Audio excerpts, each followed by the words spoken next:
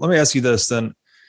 From a government standpoint, the other thing I was, first of all, before that, the marketplace, it's the other piece to that seems very pragmatically useful is that entrepreneurs have very tight feedback loops, right? So they're experimenting with something, they're getting information of what works and what doesn't, they're adapting. Whereas the bureaucratic model is a much more elongated, distorted feedback loop that doesn't even really the idea of like the modeling. And this came up with Saifuddin in our last podcast that he was on my podcast.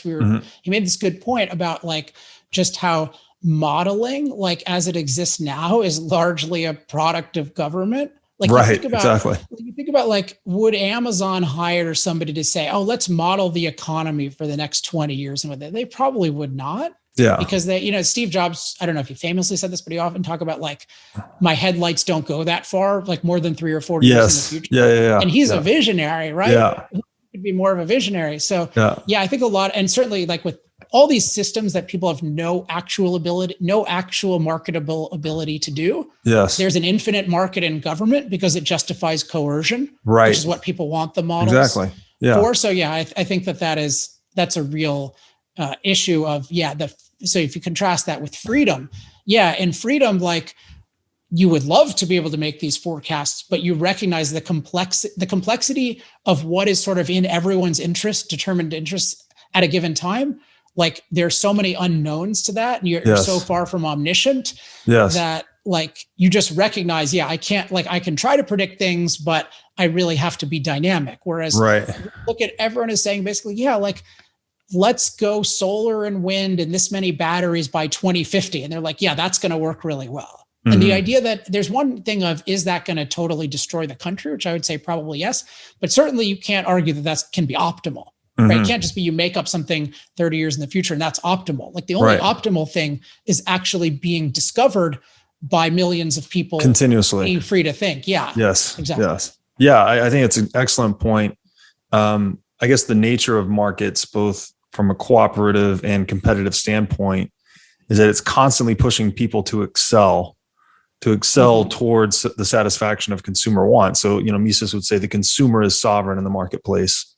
Again, I'm using the term market to mean the distributed group of right. And even that's an interesting. You might like. I hope I motivate you and some others to read Ayn Rand, but you might really like. She has an essay called "What is Capitalism?"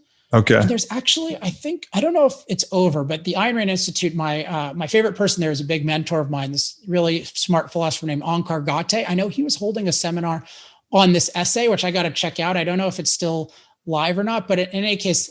And it's a funny essay because it's called "What is Capitalism?" and that just seems like pretty boring. Yeah. But it's unbelievable. I think and it challenges a lot. It's coming from a very pro-free market person, but it's really saying these are the philosophical foundations of economics, and it's challenging not only statist economics, but many of the foundations or lack of foundations of free market economics. And the basic idea of it is that there's a huge tribal element that much of free market, much less so Austrians, by the way, but that much of quote free market economics is adopted, where they think they don't recognize either the nature of the individual, like the productive nature of the individual, some of the dynamics we're talking about here, or the moral value of the individual. Right. And thus that ultimately sort of leads the profession of economics to promote statism, not capitalism, which I think inarguably is what it does today. Right. Yeah.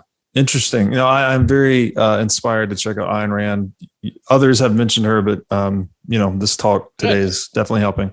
Let me ask you this then. So, government with a monopolization over money, inflation revenue, very easy to generate. There's no checks essentially. All they need, maybe occasionally, is a good crisis for an excuse to fire up. The money printers, which is actually just a database manipulation.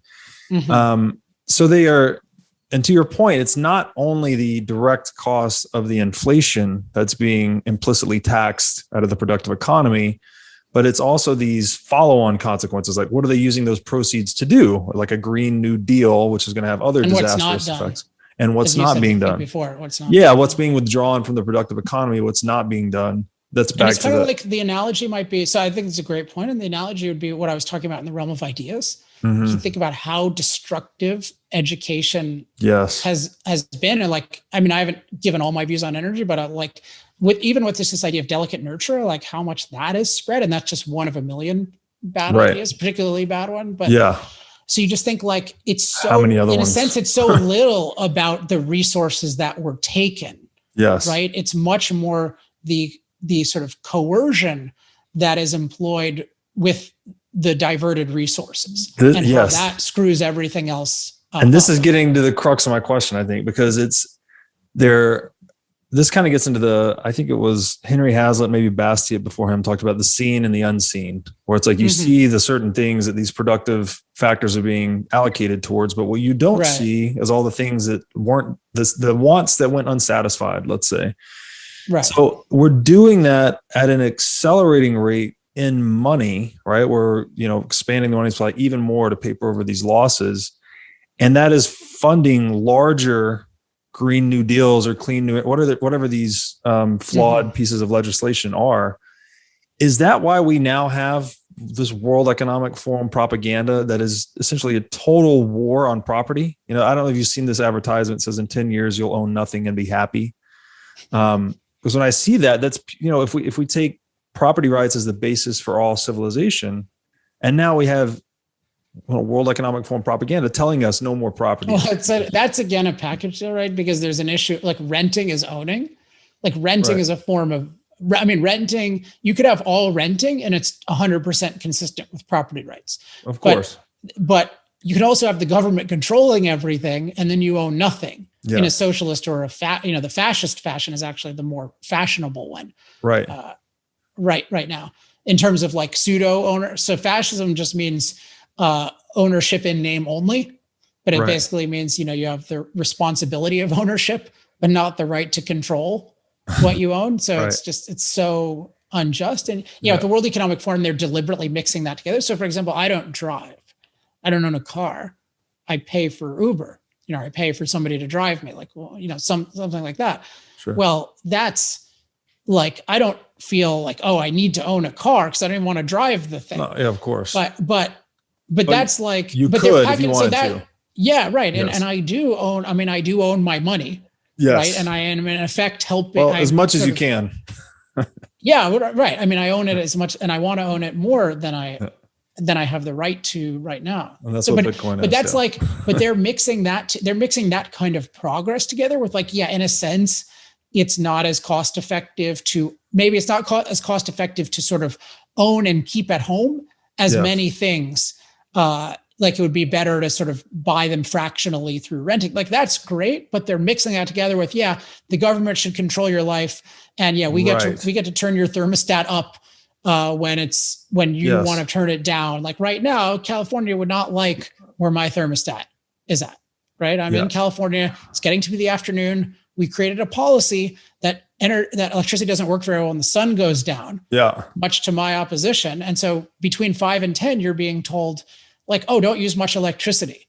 Well, like, so they want the ability to, so their view of not owning things is like, we own, do what you're told. We own your thermostat. And it's, there's all these euphemisms. It's a smart grid, like a smart meter. And it's just, we control your life. Yeah. So the World Economic Forum, I think I can't say it's all bad, but I'm quite confident that it's mostly bad. And certainly this idea of a great reset is really a great regress because it's really just, regress to government control over everything. And like they talk about build back better. And that's really just the government control, like better than what? It's really better than freedom.